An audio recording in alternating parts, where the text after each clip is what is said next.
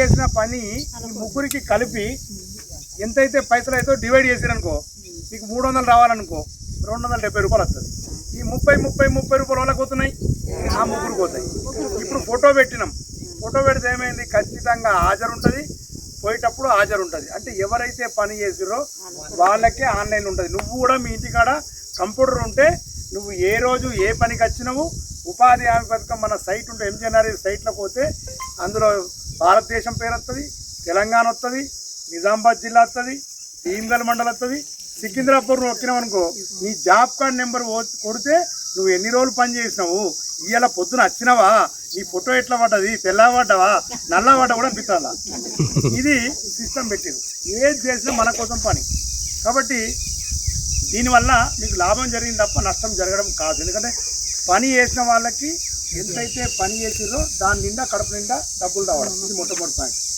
రెండవది, గతంలో ఎప్పుడో జాబ్ కార్డులు ఇచ్చినాం, ఇప్పుడు 2005 ఇచ్చారు. 2005 నుంచి పని చేస్తూ ఉన్నారా ఇలా? అందరే ఉన్నారు. కొంతమంది చేసి నాకు అనిపిస్తున్నారు. మొన్న జాబ్ కార్డు ఇస్తున్న ఉన్నారు. సరే, అప్పుడు జాబ్ కార్డు ఇచ్చారు. అప్పుడు ఈ పెద్దమ్మ పేరు, నీ పేరేంటి తల్లి? ఏం లక్ష్మి? తెలుగు లక్ష్మి ఉన్నది.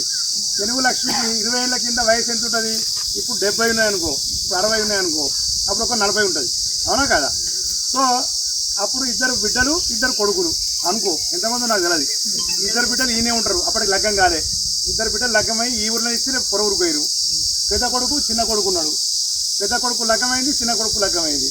అవునా కదా? అప్పుడు ఇచ్చిన జాబ్ కార్డు ఎట్లా ఇచ్చినాము, అత్త మామ పెద్ద కొడుకు చిన్న కొడుకు అని ఇచ్చినాం.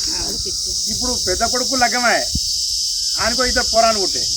చిన్న కొడుకు లగ్గమే, ఏం పనిలేదు కదా, పొరాలు అయితే తొందర పుడతారు. చిన్న కొడుకు ఉన్నది. ఇట్లా 4 అయిపోయాయి. 4 అయిన తర్వాత జాబ్ కార్డు గదే ఉండే. ఏది జాబ్ కార్డు గదే ఉండే.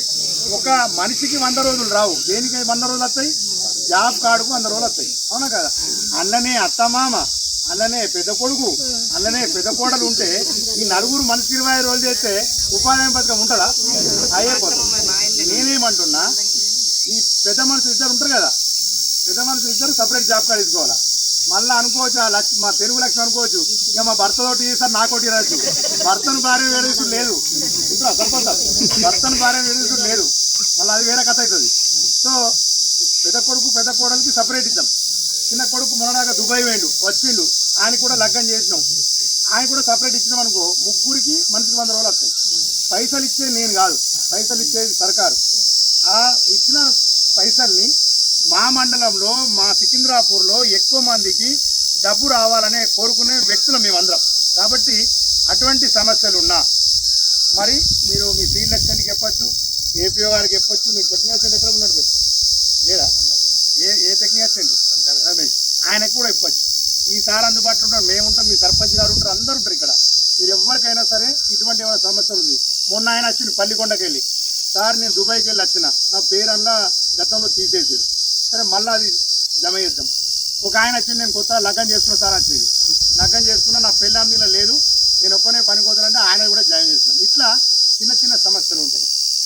మూడో సమస్య ఏముంటుంది? డబ్బులు పడ్డాయి, మీ ఆధార్ కార్డు బ్యాంకుకు లింక్ లేకనో లేకపోతే ఇంకోటో డబ్బులు పడకుండా కూడా కొన్ని